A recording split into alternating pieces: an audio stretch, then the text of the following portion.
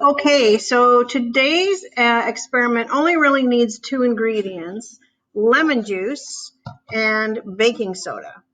All right, and I am going to use a wine glass to do this. I'm actually placing it inside a dish because it does get messy, and you're going to want to make sure you're not making a huge mess for your parents or yourselves to clean up.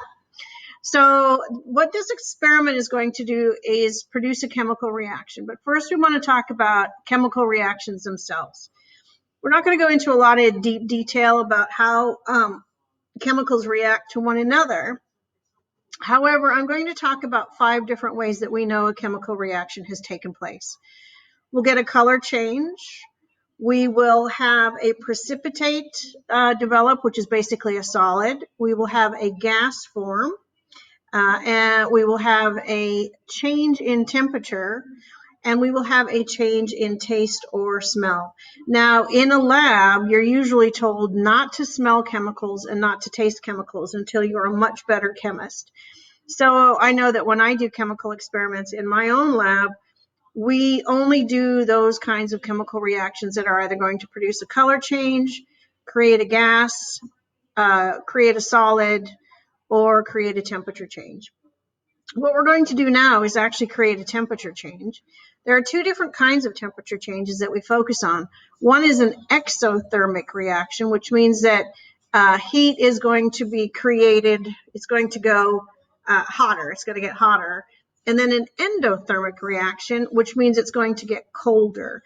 And today what we're going to produce is an endothermic reaction, which means we should be able to prove that our substance is getting colder. So you can actually measure this if you want to know the exact temperatures, but I'm using a thin glass, so you should be able to feel it on the outside.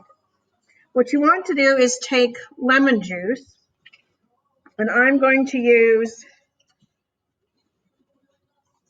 literally about 2/3 of a cup of lemon juice, and I'm going to pour it into the glass. And I've left this lemon juice out so that it is room temperature. And so when I feel the glass, I can feel that it is the same temperature as the glass. It's not cold. It's slightly cooler because it's because there's a liquid in the glass, but it's not very cold. I'm then going to take 1 teaspoon of baking soda,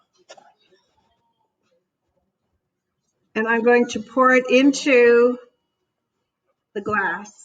And as you can see, it's immediately started to fizz. That is because the lemon juice is an acid. All right, so we're going to get that fizzing over as we start to stir it. But you can already feel the glass, and the temperature of the glass has gone way down.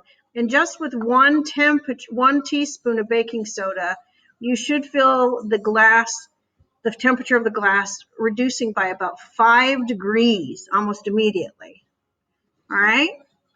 And it's pretty striking. I mean, it's immediate that you start stirring and you get that 5-degree drop in temperature. So that's an endothermic reaction.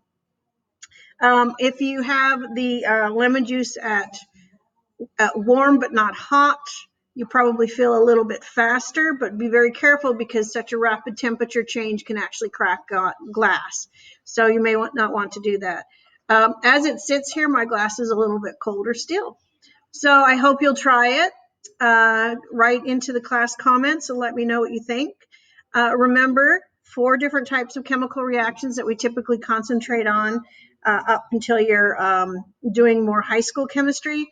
Those are the production of a gas, or a solid, which is a precipitate, a color change, or a temperature change. All right, bye now.